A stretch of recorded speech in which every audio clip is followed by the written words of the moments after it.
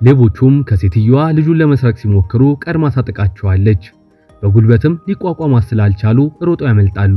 በቀጣይም ሕፃኑ ከጉሬላው ጋር ሲጫወት ሌቦቹ በድጋሚ ተከትሎት በመምጣት ከጉሬላው ቤት ውስጥ ሕፃኑን ለመውጣት ሲሞክሩ ጉሬላው ተራ በተራ ያጠቃቸዋል። ከቆይታ በኋላ ግን ሕፃኑን አሳደው ይይዙታል። በዚህ ሰዓት ሕፃኑ ከኤዲ ጃኬት ውስጥ ላይተር በመውጣት ብልቱን ያቃጥለዋል።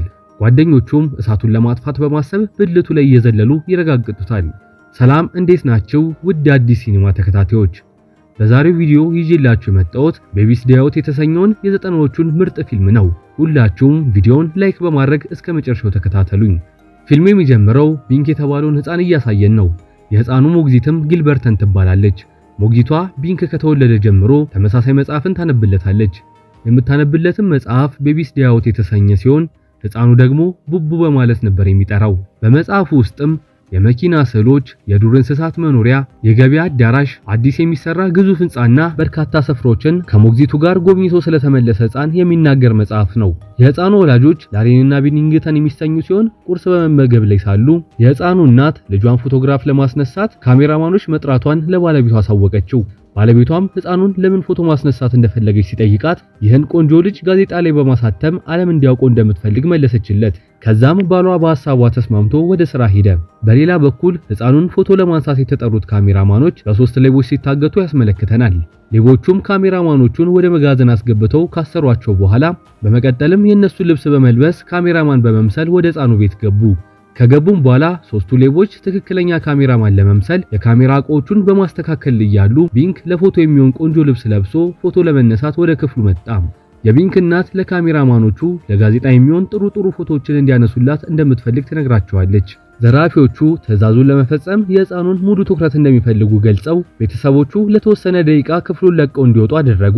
ሞግዚቷም ከመውጣቷ በፊት ምናልባት ሕፃኑ ካስቸገረ ቤቢስ ዴይ አውት የተሰኘውን መጽሐፍ እንዲያነቡለት ሰጥታቸው ትወጣለች። በዚህ ሰዓት ሌቦቹ ክፍሉ ባዶ መሆኑን ካረጋገጡ በኋላ ይህንን አጋጣሚ በመጠቀም ሕፃኑን በመስኮት ሰርቀው ከቦታው ይሰወራሉ። ከደቂቃዎች በኋላ እናት ለፎቶ የሚሆን ልብስ ቀይራ ወደ ክፍሉ ስትመለስ ሕፃኑንም ሆነ ካሜራማኖቹን ልታገኛቸው አልቻለችም። በክፍሉ ውስጥም ልጇን በሰላም ማግኘት ከፈለገች $5 ሚሊዮን እንድትከፍልና በፍጹም ለፖሊስ እንዳትደውል የሚያስጠነቅቅ ደብዳቤ ጠረጴዛ ላይ አገኘች። አባትየውም ልጁ መታገቱን እንደሰማ ፖሊስ በመያዝ ለምርመራ ወደ ቤት ተመለሰ። የቢንክ እናትም ስለተጨነቀች ቢንክን ለመፈለግ ከቤት ልትወጣ ስትሞክር መርማሪ ፖሊሱ ጉዳዩ በሰላም እንዲጠናቀቅ ከፈለገች ፍለጋውን ለፖሊስ በመተው ተረጋግታ ቤቷ እንድትቀመጥ አሳሰባት። ዘራፊዎቹ መኖሪያ ቤታቸው ሲደርሱ የሕፃኑ ማንነት እንዳይታወቅ ልብስ ቀየሩለት። በተጨማሪም ከመተኛቱ በፊት እንዳይረብሽ ወተት አፍልተው ሊሰጡት ሞከሩ። አንደኛው ሌባም ወተቱ ሕፃኑን እንደማያቃጥለው ለማረጋገጥ የጓደኛው መላጣ ላይ ሞከረው። ጓደኛው ወተቱ ትኩስ ስለነበር መላጣውን አቃጥሎት ሲጮህ ቢንክ እያጫወቱት መስሎት ይስቃል። ከቆይታ በኋላ ወተቱ ሲቀዘቅዝ ኖርቢ ቢንክን ለማስተኛት መኝታ ክፍል ወሰደው። ኖርቢ ሕፃኑ እንዲተኛ በማሰብ የሚወደውን መጽሐፍ ያነብለታል። ነገር ግን ራሱ ኖርቢ እንቅልፍ ወሰደው። ቢንክ መጽሐፉን እያገላበጠ ቆይቶ በመስኮት ሲመለከት መጽሐፉ ላይ ያያትን እርግብ የምትመስል ተመለከተ። ከዛም በመስኮት ሾልኮ በመውጣት እርግቧን ለመያዝ እየሞከረ ወደ ጣሪያው በደረጃ ወጣ። ሁለቱ ዘራፊዎች ሳሎን ተቀምጠው በመነጋገር ላይ ያሉ ሕፃኑን ጣሪያ ላይ ተመለከቱት። በጣም በመደንገጥ ወደ መኝታ ክፍል ሲገቡ ኖርቢ ተኝቷል። ሕፃኑ ግን አልነበረም። በዚህም ተናደው ኖርቢ ላይ የጮሁ በመስኮት ሲወጡ ቢንክ ወፋን እየተከተለ ወደ ቀጣዩ ሕንጻ በጣውላ ተሸጋግሯል። ኤዲ ሕፃኑን ተከትሎ ሊይዘው ሲሞክር ሕፃኑ የጣውላው ጫፍ ላይ ደርሶ ስለነበር በክብደቱ ጣውላው ወደ ላይ ተነስቶ አገጩን ይመታውና ኤዲ ይዘረራል። በዚህም ቢኪ ይናደድና ጣውላውን ይወረውረዋል። ሌቦቹ አሁን ሕፃኑን ለመከተል ያላቸው አማራጭ መዝለል ብቻ ነው። ነገር ግን ሲዘሉ ቢኪና ኖርቢ በሚገባ ዘለው ቢሻገሩም ኤዲ ግን ወደ ታች በመውደቅ ቆሻሻ ማጠራቀሚያ ገንዳ ውስጥ ገባ። በዚህ ሰዓት ሕፃን ቢንክ በመስኮት ሾልኮ አንዲት ሴትዮ ቤት ውስጥ ገባ። ከቤቱ ለመውጣት በሩን ለመክፈት ሲሞክርም እንደ አጋጣሚ ሆኖ ሴትዮዋ የዴሊቨሪ ዕቃ ለመቀበል በሩን ስትከፍተው ሾልኮ ወጣ። ሁለቱም በወሬ ስለተጠመዱ ሕፃኑ በጎናቸው ሲያልፍ እንኳን አላስተዋሉትም ነበር። ከዛም ሊፍት ውስጥ በመግባት ወደ ታች ወርዶ ከህንጻው ይወጣል። ዘራፊዎቹም ከህንጻው ወጥተው ጓደኛቸውን ከወደቀበት የቆሻሻ ገንዳ ለማንሳት ሲሞክሩ ሕፃኑ በጎናቸው ሲያልፍ እንኳን አላዩትም ነበር። በዚህ ሰዓት ቢንክ የሚወደው መጽሐፍ ላይ ያየውን የሚመስል አውቶቡስ ተመልክቶ ወደ ውስጥ ገባ። ሌቦቹ የኤዲን ቆሻሻ ከልብሱ ላይ በማራገፍ ላይ ያሉ ሕፃኑን አውቶቡስ ውስጥ ተመለከቱት። ወዲያውም መኪናቸውን በማስነሳት አውቶቡሱን ተከታትለው ለማስቆም ሞከሩ። ህፃን ቢንክ አንዲት ሴትዮ ይዘው የነበረው ቅርጫት ውስጥ ሲገባ ሴትዮዋ ግን ቢንክን ስላላየችው መውረጃዋ ደርሶ ከባስ ውስጥ ወረደች። በዚህ አጋጣሚ ሌቦቹ ባሱ ላይ ደርሰው ያስቆሙትና ባሱ ውስጥ ገብተው ህፃኑን ቢፈልጉትም ሊያገኙት አልቻሉም። ግራ ገብቷቸው ቆሞ ሲመካከሩ በድንገት ሴትዮዋ የያዘችው ቅርጫት ውስጥ ተመለከቱት። ከሷም ለመቀበል ሲከተሏት ሴትዮዋ የዋዛ ስላልነበረች ሊተናኮሏት የሚከተሏት መስሏት ሶስቱን መደብደብ ጀመረች። እነሱ ሲደባደቡ ህፃኑ ቢንክ ከቅርጫት ውስጥ በመውጣት በቅርበት ወዳገኘው የገበያ ማዕከል ገባ። በዚህ ሰዓት አንዲት የህንጻው ሰራተኛም ታገኘውና ከህፃናት ማቆያ ያመለጠ መስሏት አቅፋው ወደ ውስጥ ታስገባዋለች። ከቆይታ በኋላ አንዲት እናት ልጇን ከማቆያ ለመውሰድ ስትሞክር ቢንክ የልጇን ወተት ለመጠጣት ከጋሪው ስር ተንጠልጥሎ ጡጦ እየጠባ ከገበያው ማዕከል ወጣ።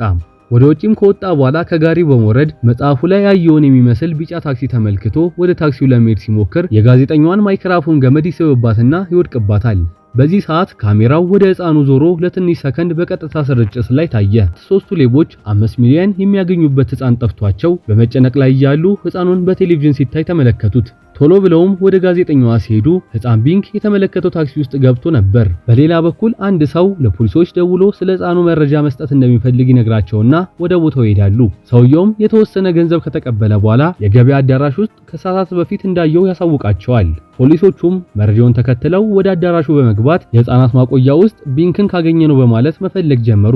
ነገር ግን ሊያገኙት አልቻሉም። ህፃኑ ቢንክ ከታክሲው ከወረደ በኋላ ፊት ለፊት የዱር እንስሳት የሚገኙበት ዙ ሲመለከት መጽሐፉ ላይ የተመለከተውን ስለመሰለው ወደዛ መጓዝ ጀመረ። አስፋልቱ ላይ ብዙ መኪኖች የሚንቀሳቀሱ ቢሆንም ምንም አደጋ ሳይደርስበት ተሻግሮ ወደ እንስሳ ማቆያው ገባ። ሌቦቹም ህፃኑን ተከትለው ወደ እንስሳት ማቆያው ይገባሉ። ውስጥ ገብተው ሲመለከቱ ህፃኑ ከግዙፍ ጉሬላ ጋር እየተጫወተ ነበር። በዚህ ሰዓት ቢክ የተባለው ሌባ ህፃኑን ከጉሬላው ቤት ጎትቶ ለመውጣት እጁን ሲሰድ በጉሬላው እጁን ተመታ። በዚህም በጣም አሞት ይጮሃል። በመቀጠልም ኖርቢ መጥረጊያ ያነሳና የቢንክ ማንገቻ ላይ በማስገባት ለመውጣት ሲሞክር ጉሬላው ህፃኑ ቢንክን ከመጥረጊያው ላይ ካስለቀቀ በኋላ ሌባውን ወደ ሰማይ አስፈንጥሮ ወረወረው። አሁን ሁለቱም ስለተጎዱ ቀጣዩ ተራ ደግሞ የኤዲ ነበር። ኤዲም ህፃኑና ጉሬላው እስኪተኙ ጠብቆ ቀስ ብሎ ህፃኑን በመጎተት ለመውጣት ሞከረ። ነገር ግን ጉሬላው ከእንቅልፉ ይነቃና ኤዲን አንጠልጥሎ ከጮኸበት በኋላ በከባዱ ወረወረው። ከተወሰነ ቆይታ በኋላ ህፃኑ ከጉሬላው ቤት ሾልኮ በመውጣት መጓዝ ጀመረ። ሶስቱ ሌቦችም ከህመማቸው ሲያገግሙ በድጋሚ ህፃን ቢንክን መፈለግ ጀመሩ።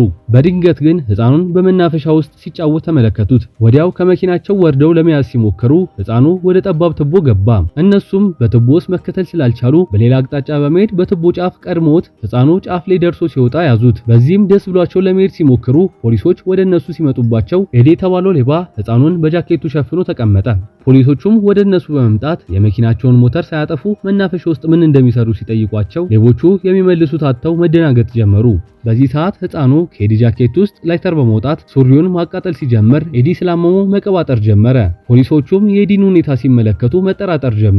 ነገር ግን ሁለቱ ሌቦች የመኪናውን ሞተር የሚያጠፉ በማስመሰል ፖሊሶቹን ከአካባቢው እንዲሄዱ አደረጓቸው። በዚህ አጋጣሚ ህፃኑ ላይተሩን አብርቶ የሌቦ ልብስ ላይ በማስቀመጥ ወርዶ ያመልጣቸዋል። ሌቦቹ ሞተሩን አጥፍተው ሲመለሱ ኤዲ ልብሱ በእሳት እየተቃጠለ ደርሰው ብልቱን እየረጋገጡ እሳቱን አጠፉለት። ህፃኑ ቢንክ በዚህ ሰዓት አንድ ግዙፍ ህንጻ ወደሚገነባበት ቦታ ይደርስና መጽሐፉ ላይ የተመለከተውን ቦታ መሰለው። ይህን እየተመለከተ ተመስጦ ሳለ ግን በሚያሳቅቅ ሁኔታ ዶዘር በላዩ ላይ ያልፋል። ነገር ግን ምንም አደጋ አልደረሰበትም። ከዛም አንድ ሰራተኛ ዶናት እየበላ ክሬኑ ላይ ሲያስቀምጥ ያይና ዶናቱን ለመብላት ብረቱ ላይ ሲወጣ ክሬኑ ወደ ላይ ይነሳል። በዚህ ሰዓት ሌቦቹ ቦታው ላይ ደርሱና በሊፍት ይከተሉታል። ከዛም ከሊፍቱ ቀድሞት በመውጣት ህፃኑ ያለበትን ብረት ቢኪ ዘሎ ለመያዝ ሲሞክር ብረቱ በአንድ በኩል ያዘነብልና ህፃኑ ተንሸራቶ የሊፍቱ አናት ላይ ይቀመጣል። ከዛም ሊፍቱ ወደ ታች ሲመለስ አብሮ ይወርዳል። በዚህ ሰዓት ኖርቢ ቢኪን ከተንጠለጠለበት ለማውረድ ሲሞክር ባላንሱን ይስትና አብሮ ይንጠለጠላል። ትንሽ ተንጠልጥሎ ከቆየ በኋላ ግን ይደክመውና ተንሸራቶ ወደ ታች ሲወድቅ ጣውላ ላይ ይፈጠፈጥና ራሱን ይስታል። ከቆይታ በኋላ ሲነቃ በድጋሜ ጣውላው ይንቀሳቀስና የተቦካ ሲሚንቶ ውስጥ ገባ።